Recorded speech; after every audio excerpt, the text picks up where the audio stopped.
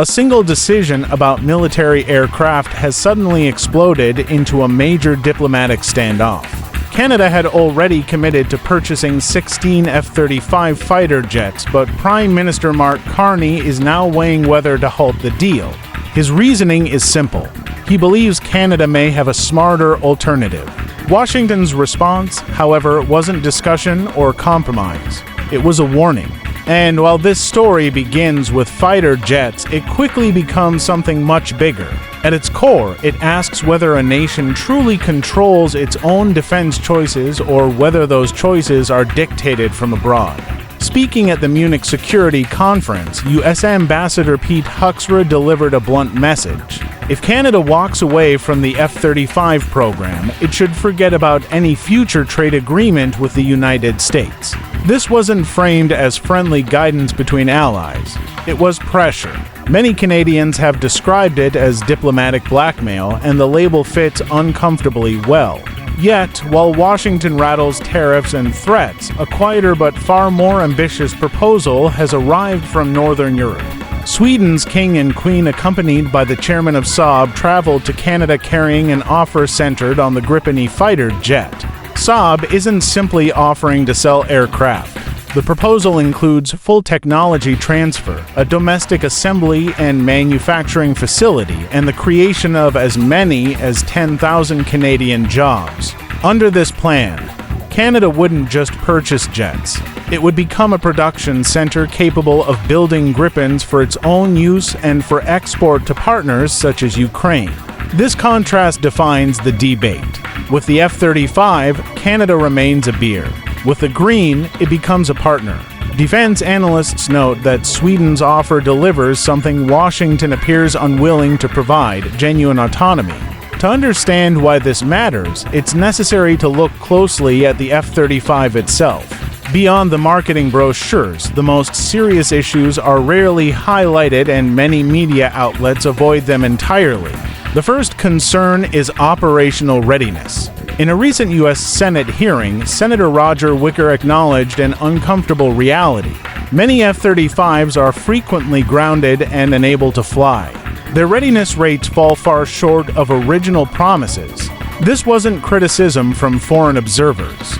It came from American officials. Reports from the U.S. Government Accountability Office reveal that maintenance and repair costs have exceeded projections by $6 billion, with timelines slipping by at least 5 years.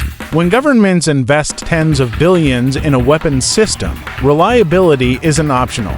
Yet, the performance record tells a different story. The second issue is even more significant: control over technology. The United States retains ownership of all core software and systems in the F-35. Canada cannot independently upgrade, modify, or even fully maintain the aircraft. Every software update, every component replacement, every adjustment must pass through Alice, a logistics system entirely controlled by the U.S. The implication is stark. If Washington decides to delay updates or restrict spare parts, Canada's entire fleet could be rendered inoperable without a single missile being fired.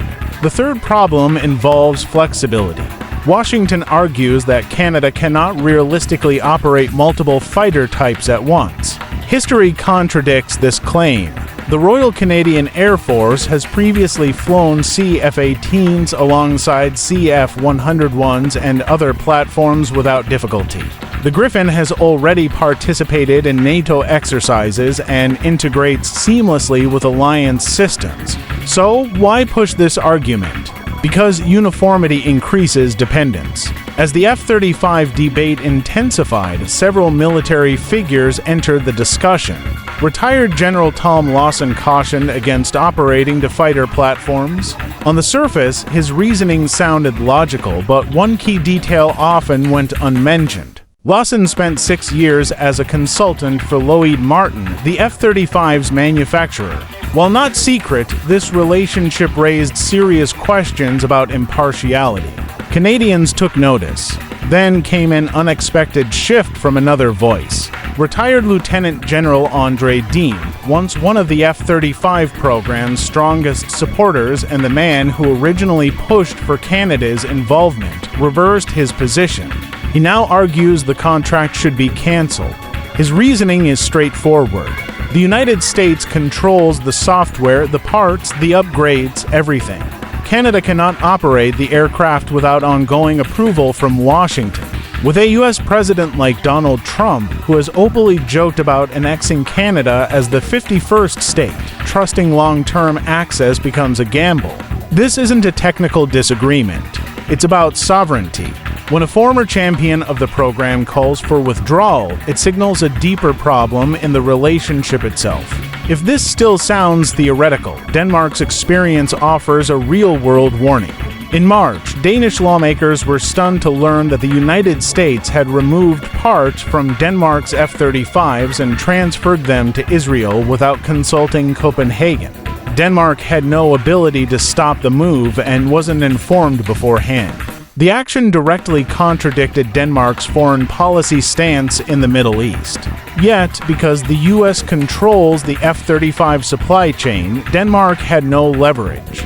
Danish MP Rasmus Jarlov, previously a supporter of the purchase, later admitted regret, saying they thought they were buying jets, but realized they were merely leasing them with Washington holding the keys. This wasn't an isolated case. Alice allows the U.S. to monitor, manage, and potentially disable any F-35 anywhere on the planet. Flight data, maintenance records, and operational details are all transmitted back to servers in the United States. European defense analysts describe this arrangement as conditional sovereignty. Nations own the aircraft physically, but not the authority that allows them to function. Canada must now ask itself whether it's willing to accept the same vulnerability. Would Ottawa tolerate a scenario where Washington can redirect Canadian aircraft parts without consent? Or does it want a model where sovereignty isn't symbolic but practical? Sweden's proposal addresses this directly. Saab's plan centers on building a fully independent defense manufacturing capability in Canada, including complete assembly and genuine technology transfer. Canada would gain the ability to produce Gripens domestically, maintain them independently, and export them to allies seeking alternatives to the F-35. Analysts estimate the program could support up to 10,000 high-skilled aerospace jobs. By contrast, Lockheed Martin's offer involves a few hundred parts supply roles, many of which Donald Trump has already pushed to bring back to the United States. The most important difference, however, isn't employment numbers. It's control. Under the Gripen program, Canada would own the source code. Upgrades, maintenance, and operational changes could be made independently without permission from Stockholm. There is no L-style system monitoring every move and no risk of politically motivated parts embargoes. Sweden's philosophy comes from experience. During the Cold War, it faced pressure from both superpower blocs and learned that technological independence is essential for political independence. The Gripen was designed around that principle. European experts refer to this as sovereign sustainment, the ability to keep military assets operational without external approval. This concept isn't marketing language. It's embedded in the aircraft's design. Strategically, Sweden and Canada also share common needs. Both operate in the Arctic, where extreme cold, short runways, and remote locations are the norm. The F-35 was engineered for aircraft carriers and large air bases. The Gripen was engineered to survive and operate under harsh conditions, even from highways or improvised runways. Cost is another uncomfortable reality. Lockheed Martin often promotes the F-35's unit price at roughly $85 million. That figure reflects only the purchase. Lifetime costs tell a different story. Canada's Auditor General estimates that operating 88 F-35s over 30 years could cost up to $50 billion, excluding additional expenses from U.S.-driven price increases or restricted upgrades.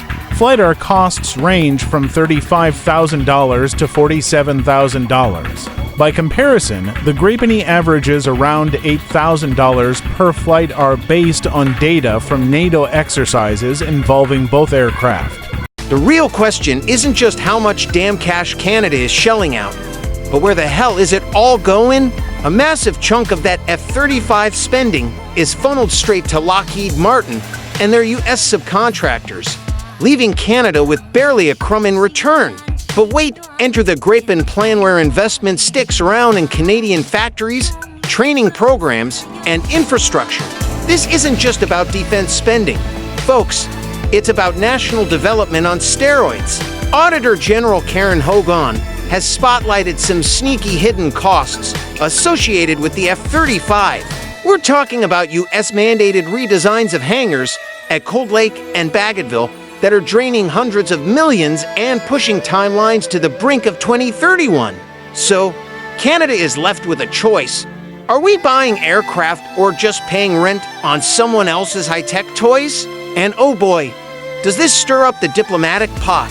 When Ambassador Hoekstra threw down the gauntlet, threatening Canada with economic repercussions for even thinking about reconsidering the F-35, he wasn't just defending our shared security. Nah, he was all about protecting corporate interests. A truly kick-ass product doesn't need to play the intimidation card to make its case. It wins over hearts with performance, reliability, and value. Those ultimatums, they scream weakness, not strength. Canada is now at a crossroads. My friends, one path is all about caving in, committing to the F-35, and crossing our fingers that our relationship with Washington stays smooth for decades, even with all the unpredictable leadership and wild rhetoric about annexation. The other path? Well, it's a bit hazy but way clearer.